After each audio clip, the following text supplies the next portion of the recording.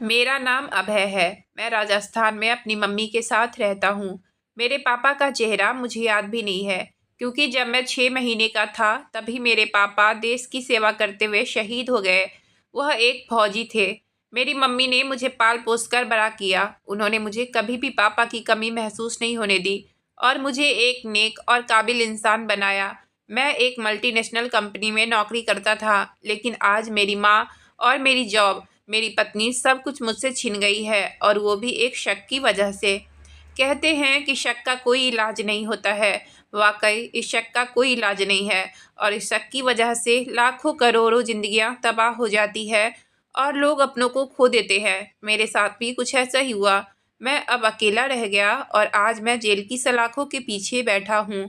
उस काल कोठरी में मेरे अलावा 4 और खतरनाक मुजरिम थे। मेरे हाथों में जंजीर जकड़ा हुआ था, क्योंकि मैं जिस जुर्म में गिरफ्तार हुआ था, सुनने वालों को इस बात पर यकीन नहीं आता था। पहली रात मैंने अपनी पत्नी के साथ ऐसा काम किया था कि मेरी आंखें अभी भी सुर्ख लाल थी। मेरी शादी की पहली रात याद आते ही मेरी रगों में तेजी से दर्द का खून दौड़ रहा था।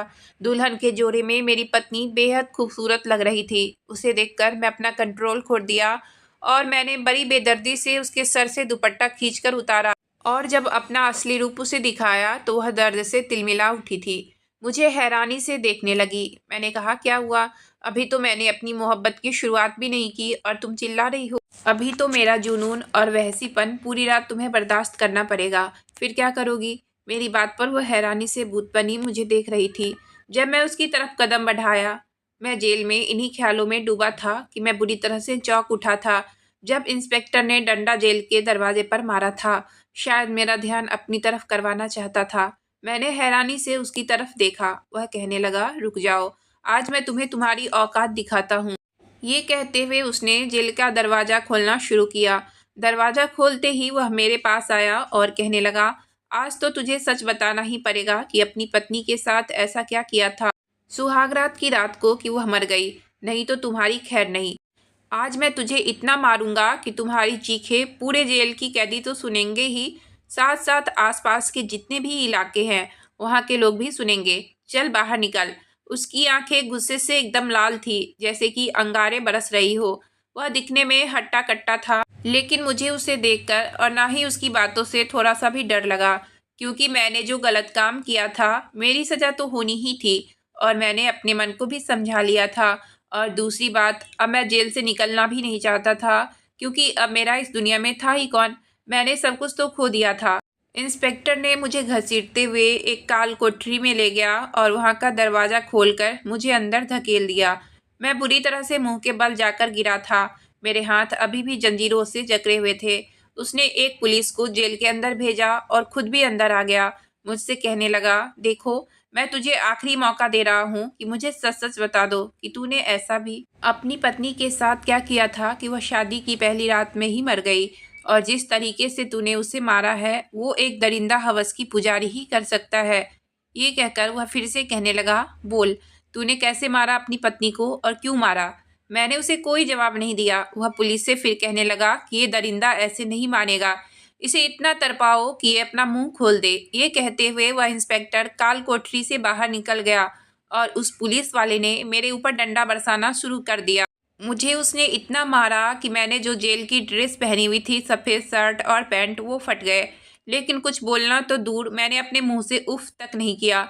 मेरे ऊपर मारने के निशान होने लगे और उससे खून निकलने लगे। तब वो पुलिस वाला इंस्पेक्टर को बुलाया और कहा, सर, इसने तो अभी तक अपना मुंह नहीं खोला है, इसका अब क्या करूं? इंस्पेक्टर ने कहा, रहने दो, अब इसका इलाज फिर कल करते हैं।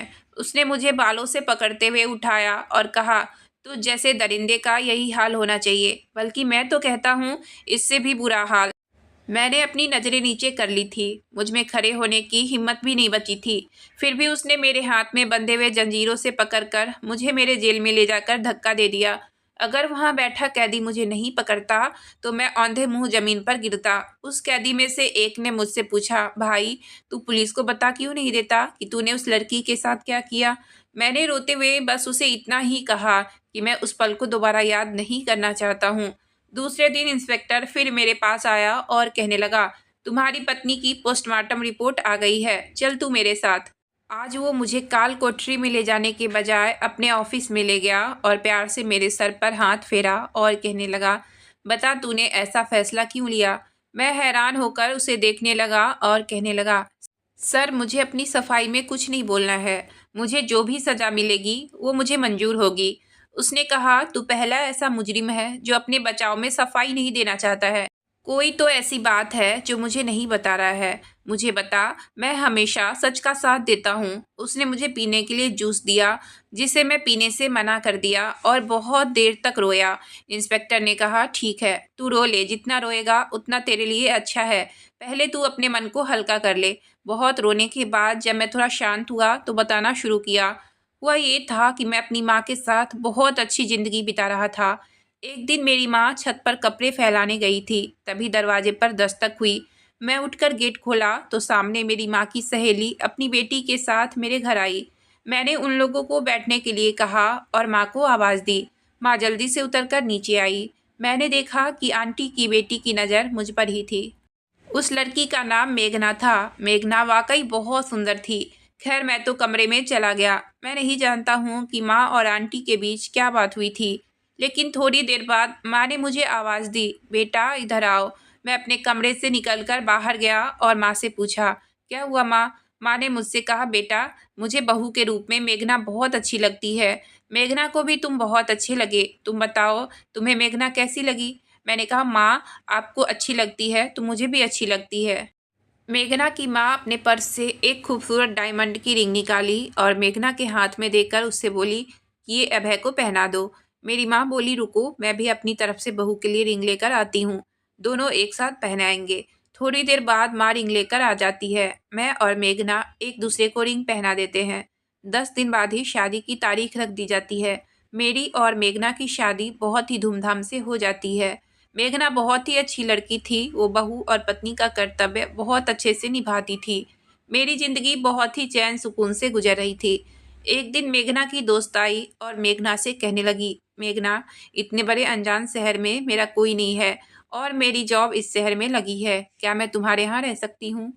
मेघना उसकी बात सुनकर चुप हो गई तो मैंने और माँ ने कहा, हाँ हाँ क्यों नहीं, आप यहाँ रह सकती हो। मैंने और माँ ने सोचा, अतिथि देवो भव। उस लड़की का नाम साक्षी था और वो मेरे घर में रहने लगी। कुछ दिन ऐसे ही निकल गए। मेरी माँ हर रोज नहा धोकर मंदिर जाया करती थी। मैं और साक्षी ऑफिस जाया करते थे और मेघना एक हाउस मेकर थी तो वो घर पर ही रहती थी। एक दिन मैं ऑफिस जा रहा था तो मुझे रास्ते में याद आया कि मैंने तो अपना एक ज़रूरी फ़ाइल लिया ही नहीं। तो मैं आधे रास्ते से घर लौट कर गया। मैंने देखा कि घर का दरवाज़ा खुला हुआ था और कोई लड़का घर के दरवाजे पर खड़ा था। मेघना उससे बात कर रही थी। मैं जब दरवाजे तक गया तो वो लड़का जाने लगा। जब वो लड़का चला गया तो मैंने मेघना से पूछा कि मेघना ये लड़का कौन था। तो वो कहने लगी, मेरा कुरियर आया था। मैंने कहा ठीक है और मैं अपना फ़ाइल लेकर वापस ऑफिस के लिए निकल गया। कुछ देर बाद ऑफिस में अचानक मेरी तबीयत खराब होने लगी और मैं छुट्टी लेकर घर गया तो मैंने देखा कि फिर से वही लड़का सोफा पर बैठा हुआ था और मेघना उसके मुंह में पानी पिला रही थी। मुझे देखते ही वह लड़का उठकर चला गया। मैंने कहा, मेघना उस दिन तो तुमने बोला कि वो कुरियर वाला है और आज तुम उसे अपने हाथों से पानी पिला रही थी। वह कहने लगी, उसके हाथ में चोट लग गई थी और उसे बहुत प्यास लगी थी तो उसने मुझसे कहा, प्लीज़ मुझे पानी पिला दो, इसलिए मैंने पानी पिला दिया। मैंने कहा, तुम ऐसे ही किसी अनजान को अपने घर में बैठाकर पानी कैसे पिला सकती हो। ज़रूर तुम्हारा उस लड़के के साथ कुछ तो है।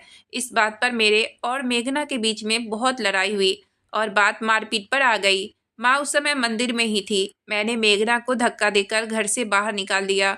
थोड़ी देर बाद माँ घर आई तो मुझसे पूछने लगी, बेटा आज तुम जल्दी घर आ गए ऑफिस से। मैंने कहा, हाँ माँ, तबीयत थोड़ी सी ठीक नहीं थी। माँ ने मेघना को आवाज़ लगाई लेकिन मेघना तो घर पर थी ही नहीं, तो वो कैसे माँ के पास आती। मैंने माँ को सारी कहानी बता दी। तभी मेरे घर के फ़ोन पर कॉल आई कि आपकी पत्नी की लाश नहर में मिली है। ये सुनते ही मेरी माँ को हार्ट अटैक आया और मेरी माँ की मौत हो गई। तब तक वो लोग मेघना की लाश लेकर आ गए। मेरे घर में दो दो लाशें थी। मैं कभी मेघना को देखता तो कभी माँ को। खैर उन दोनों का अंतिम संस्कार कर दिया। मैं तो बिल्कुल टूटकर बिखर गया था। उस समय साक्षी ने मेरा बहुत ख्याल रखा। धीरे धीरे मैं साक्षी के करीब होने लगा। एक दिन साक्षी ने मुझसे कहा, क्यों ना हम दोनों शादी कर लें। मुझे साक्षी अच्छी लगने लगी थी और उसे मैं भी अच्छा लगने लगा था। हम दोनों ने बहुत ही साधारण तरीके से मंदिर में शादी कर ली। शादी की रात जैसे ही मैं साक्षी के कमरे में जाने लगा तो मुझे कुछ अजीब सी आवाज़ सुनाई दी। मैंने छुपकर सुना तो साक्षी ना जाने किसे कह रही थी, वाह तूने क्या काम किया, मुझे मेरे प्यार से मिला दिया, मैं तुझे इस काम के बदले पैसे दे दूंगी, अब तू यहाँ से जा। मैं जल्दी से कमरे में गया तो कमरे की पिछली खिड़की खुली हुई थी और वो लड़का उससे कूद रहा था। मैंने उसे कूदते हुए देख लिया। वो वही लड़का था जिसे मेघना अपने हाथों से पानी पिला रही थी। मैं जब तक उस खिड़की के पास गया वो लड़का वहां से कूदकर भाग गया था। मैं साक्षी के पास गया और उसका गला पकड़ते हुए पूछा, बताओ साक्षी ये सब क्या है। उसने कहा, मुझे छोड़ दो, मैं बताती हूँ। दरअसल मैंने जब आपको पहली बार देखा था तो अपना दिल हार बैठी और मैं सोचने लगी कि कैसे मैं मेघना को बीच से हटाऊं। और मेरे दिमाग में एक आइडिया आया, इसलिए मैंने इस लड़के को जानबूझकर मेघना के करीब किया और आपके मन में शक का बीज बोना शुरू किया और आखिरकार आपने उस दिन मेघना को धक्के देकर घर से बाहर निकाल ही दिया। जब मेघना रोते हुए जा रही थी तो इस लड़के ने मेघना को बहला फुसलाकर अपनी गाड़ी में बैठाया और नहर में ले जाकर फेंक दिया। पानी में डूबने से मेघना की मौत हो गई और मैंने आपको पा ही लिया। ये कहकर वो हंसने लगी। मुझे इतना तेज गुस्सा आया कि उसको एक जोरदार थप्पड़ दिया। मेरा थप्पड़ लगते ही वो एकदम गुस्से से खड़ी हुई और फ्लावर पॉट उठाकर मुझे मारने के लिए आई। मैं उसके हाथ से वो फ्लावर पॉट लेने गया। उसे छीना झपटी में ही वो फ्लावर पॉट उसके सर पर लग गया और उसके सर से खून का फव्वारा निकल गया और कुछ ही देर में उसने दम तोड़ दिया। और मैंने खुद से पुलिस को फ़ोन किया और पुलिस मुझे पकड़कर जेल की सलाखों के पीछे डाल दी। इंस्पेक्टर ने कहा, हाँ, पोस्टमार्टम रिपोर्ट में आया है कि तुम्हारी पत्नी के साथ तुमने कोई भी संबंध नहीं बनाए थे, बस उसके सर में चोट लगने की वजह से उसकी मौत हो गई है। मैंने कहा, सर मेरे पास बोलने के लिए कुछ बचा ही नहीं है, मेरे पास कोई शब्द ही नहीं है। मैंने शक की वजह से उतनी प्यारी पत्नी को खो दिया और इस वजह से मेरी माँ भी चली गई। मैंने अपना सब कुछ खो दिया सिर्फ और सिर्फ शक की वजह से। मैं आप लोगों से कहना चाहूँगी कि कभी कभी आंखों देखा सच नहीं होता है। हमें सच्चाई की तह तक जाना चाहिए, तब जाकर कोई निर्णय लेना चाहिए, नहीं तो पछतावा के अलावा हाथ में कुछ नहीं बचता है। अगर आपको कहानी अच्छी लगी हो तो प्लीज़ वीडियो को लाइक और चैनल को सब्सक्राइब करें। आपका बहुत बहुत धन्यवाद।